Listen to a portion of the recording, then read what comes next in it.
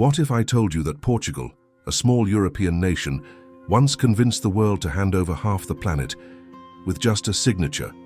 No war, no invasion, just a secret, a map, and one brilliant diplomatic move. While Spain was distracted, by Christopher Columbus, Portugal pulled off one of the greatest geopolitical tricks in history, and no one saw it coming.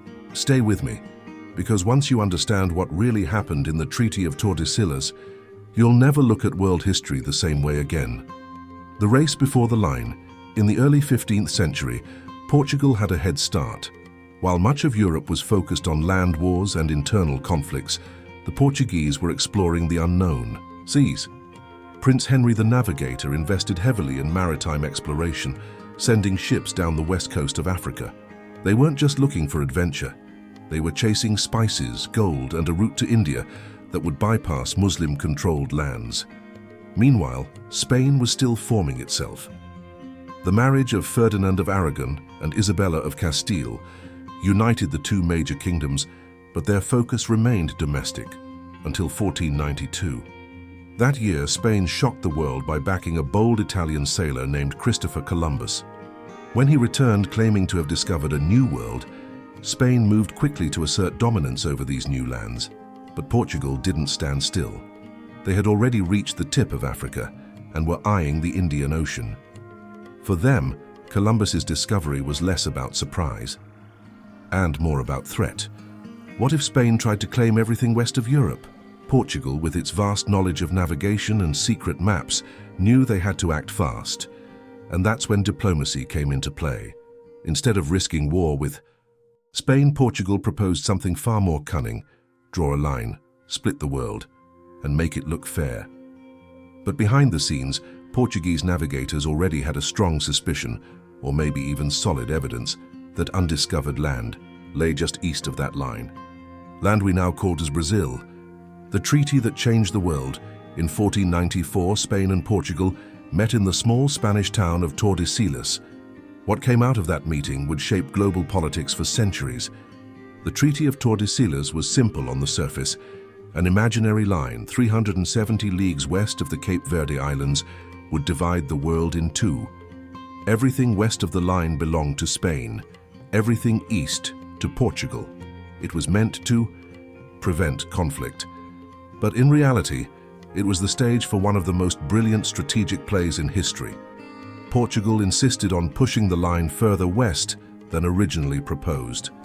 Many historians believe this wasn't a random negotiation tactic. It was deliberate. Portuguese explorers may have already sighted the coast of Brazil. By adjusting the line just enough, they ensured that this unknown land would fall under their control, legally and without bloodshed. Spain, unaware of what lay across the ocean, agreed. The genius of the treaty was that it appeared balanced. Both sides got half of the unknown world, but only Portugal truly knew what it was securing. When Pedro Álvares Cabral officially discovered Brazil in 1500, it conveniently fell well within Portuguese territory, just as planned. The treaty had worked exactly as intended. While Spain raced west to conquer the Americas, Portugal quietly took control of Brazil and focused on its African and Indian trade routes. The treaty had given them everything they needed: legal cover, strategic territory, and time. Time to expand an empire built not by force, but by foresight. The Pope, the power, and the hidden pressure. In the 15th century, the Catholic Church wasn't just a religious institution, it was the most powerful political force in Europe. And the Pope? He was the ultimate referee in international disputes. Pope Alexander VI, who happened to be Spanish by birth, was placed in an impossible position: mediate a territorial conflict between Spain, his homeland, and Portugal, one of the Church's strongest allies. What followed was a mix of divine authority and diplomatic manipulation. Portugal knew how to play the game. Their envoys moved quickly, pushing for papal bulls that would validate their claims and pressure Spain into negotiation. Before Spain fully realized the implications of Columbus's discovery, Portugal had already secured several papal decrees granting them exclusive rights to newly discovered lands, as long as they were not already claimed by a Christian monarch. But The real masterstroke came with the Treaty of Tordesillas. Portugal negotiated outside of Rome directly with Spain, bypassing the Pope's initial line and forcing a new one further west. Then they returned to the Vatican and had it blessed retroactively. It was a classic move. Act first, then get holy approval. By the time the ink dried, Portugal had turned religious legitimacy into a weapon of empire building. This maneuver showed the true extent of Portugal's geopolitical finesse. They didn't need a large army or a colonial uprising. With skilled diplomacy, insider knowledge, and a few well-timed papal endorsements, Portugal legally claimed vast parts of the globe, all while keeping the church and their rivals satisfied. Or so they thought. A divided world and an undisputed empire. The Treaty of Tordesillas didn't just split the map. It reshaped global power forever. Spain focused westward, launching massive expeditions to conquer the Americas. But while Spanish conquistadors fought brutal wars in Mexico and Peru, Portugal was building something quieter and far more profitable. Thanks to the treaty, they now had legal control over Brazil, a vast and resource-rich land that would become the jewel of their empire. But Brazil was just the beginning. With Spain locked into the Western Hemisphere, Portugal was free to dominate the eastern routes.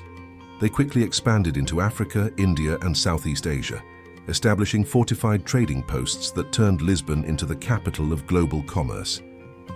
They weren't just colonizing, they were monopolizing spices, gold, and slaves with ruthless efficiency. What's most astonishing is how long the illusion of balance lasted. The treaty seemed like a fair deal to the outside world. Two empires, one line, equal shares. But Portugal had played a longer game. They didn't need to conquer entire continents, they just needed to control the routes that powered them. While Spain burned through its gold, Portugal built a maritime machine. In the end, it wasn't about who had more land.